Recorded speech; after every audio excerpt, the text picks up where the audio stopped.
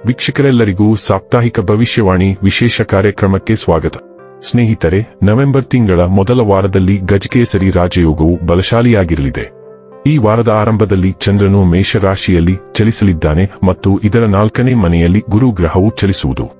ಇದರಿಂದಾಗಿ ಗಜಕೇಸರಿ ರಾಜಯೋಗದ ನಿರ್ಮಾಣವಾಗಲಿದೆ.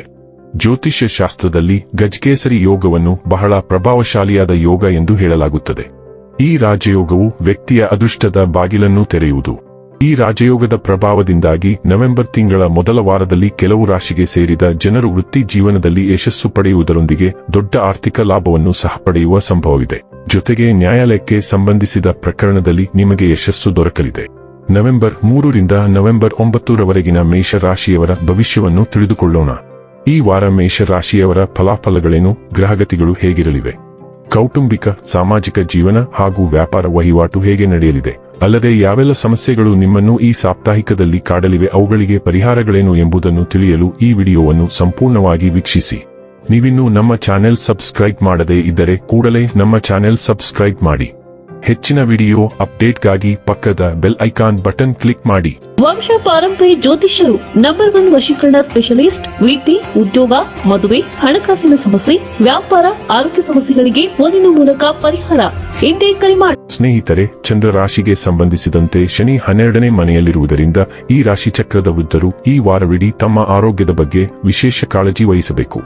ಅದಕ್ಕಾಗಿ ನೀವು ಬೆಳಿಗ್ಗೆ ಮತ್ತು ಸಾಯಂಕಾಲ 30 ನಿಮಿಷದವರೆಗೆ ನಿರಂತರವಾಗಿ ವಾಕ್ ಮಾಡಿ ಮತ್ತು ಸಾಧ್ಯವಾದರೆ ಧೂಳಿನ ಸ್ಥಳಗಳಿಗೆ ಹೋಗುವುದನ್ನು ತಪ್ಪಿಸಿ. ಚಂದ್ರ ರಾಶಿಗೆ ಸಂಬಂಧಿಸಿದಂತೆ ಕೇತು 5ನೇ ಮನೆಯಲ್ಲಿರುವುದರಿಂದ ಕಚೇರಿಯಾಗಿರಲಿ ಅಥವಾ ನಿಮ್ಮ ವ್ಯಾಪಾರ, ಈ ವಾರ ನಿಮ್ಮ ನಿರ್ಲಕ್ಷ್ಯವು ನಿಮಗೆ ಆರ್ಥಿಕ ನಷ್ಟವನ್ನು ನೀಡಬಹುದು.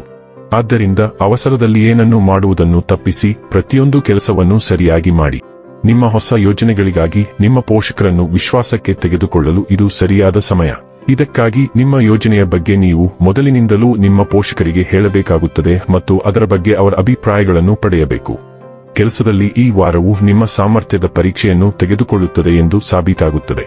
ಅಂತಹ ಪರಿಸ್ಥಿತಿಯಲ್ಲಿ ನೀವು ಅಪೇಕ್ಷಿತ ಫಲಿತಾಂಶಗಳನ್ನು ಪಡೆಯಲು ನಿಮ್ಮ ಪ್ರಯತ್ನಗಳತ್ತ ಕೇಂದ್ರೀಕರಿಸುವ ಅಗತ್ಯವಿದೆ.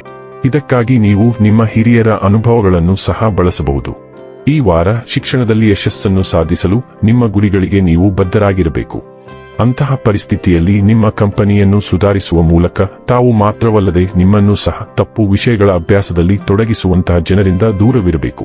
ಏಕೆಂದರೆ ನೀವು ಇದೀಗ ಅದರ ನಕಾರಾತ್ಮಕ ಪರಿಣಾಮಗಳನ್ನು ನೋಡಲು ಸಾಧ್ಯವಾಗದಿರಬಹುದು, ಆದರೆ ಸ್ವಲ್ಪ ಸಮಯದ ನಂತರ ಈ ಕಾರಣದಿಂದ ನೀವು ನಿಮ್ಮ ಜೀವನದಲ್ಲಿ ಸಾಕಷ್ಟು ಅಡ್ಡ ಪರಿಣಾಮಗಳನ್ನು ಎದುರಿಸಬೇಕಾಗಬಹುದು. ನವೆಂಬರ್ ಮೊದಲ ವಾರವು ವೃಶ್ಚಿಕ ರಾಶಿಯಲ್ಲಿ ಹುಣ್ಣಿಮೆ ಮತ್ತು ಧನು ರಾಶಿಯಲ್ಲಿ ಮಂಗಳ ಸಂಚಾರದಿಂದಾಗಿ ಬಹಳ ತೀವ್ರವಾಗಿರುತ್ತದೆ. ವಾರದ ಆರಂಭದಲ್ಲಿ ಶುಕ್ರನು ತುಲಾ ರಾಶಿಯಲ್ಲಿ ಇರುತ್ತಾನೆ. ಇದರಿಂದಾಗಿ ನೀವು ವೈಯಕ್ತಿಕ ಮತ್ತು ಅಧಿಕೃತ ಸ್ಥಳದಿಂದ ಅನೇಕ ಜನರನ್ನು ಭೇಟಿಯಾಗುತ್ತೀರಿ. ವ್ಯವಹಾರ, ಉದ್ಯೋಗ ಅಥವಾ ಅಸ್ತಿತ್ವದಲ್ಲಿರುವ ಒಪ್ಪಂದವನ್ನು ನವೀಕರಿಸಲು ನೀವು ಹೊಸ ಅಧಿಕೃತ ಒಪ್ಪಂದಗಳನ್ನು ಸಹ ಹುಡುಕುತ್ತೀರಿ. ವೃಶ್ಚಿಕ ರಾಶಿಯಲ್ಲಿ ಸೌರ ಸಂಚಾರವು ನಿಮ್ಮನ್ನು ಸ್ವಲ್ಪ ಭಾವನಾತ್ಮಕವಾಗಿಸುತ್ತದೆ, ವಿಶೇಷವಾಗಿ ಹಣಕಾಸು, ವೈದ್ಯಕೀಯ ಅಗತ್ಯಗಳ ಬಗ್ಗೆ ಮತ್ತು ಹಣಕಾಸಿನ ವಿಷಯಗಳಲ್ಲಿ ಏರಿಳಿತಗಳು ಉಂಟಾಗುತ್ತವೆ. ದಯವಿಟ್ಟು ಅನಗತ್ಯ ವೆಚ್ಚಗಳನ್ನು ತಪ್ಪಿಸಿ, ಆದರೆ ಅವುಗಳಲ್ಲಿ ಕೆಲವು ಅನಿವಾರ್ಯವಾಗಿರುತ್ತವೆ. ಹೊಸ ವಿಮೆ, ತೆರಿಗೆ ಮತ್ತು ಪಿಎಫ್ ಸಂಬಂಧಿತ ಯೋಜನೆಗಳ ಸಾಧ್ಯತೆಯ ಬಗ್ಗೆಯೂ ನೀವು ಚರ್ಚಿಸುವಿರಿ. 2ನೇ ದಿನ ವೃಶ್ಚಿಕ ರಾಶಿಯಲ್ಲಿ ಹುಣ್ಣಿಮೆ ಉದಯಿಸುತ್ತದೆ. ಇದು ಖರ್ಚಿಗೆ ಅಂತ್ಯವನ್ನು ತರುತ್ತದೆ, ಏಕೆಂದರೆ ಹುಣ್ಣಿಮೆ ಅಂತ್ಯಗಳನ್ನು ಸೂಚಿಸುತ್ತದೆ.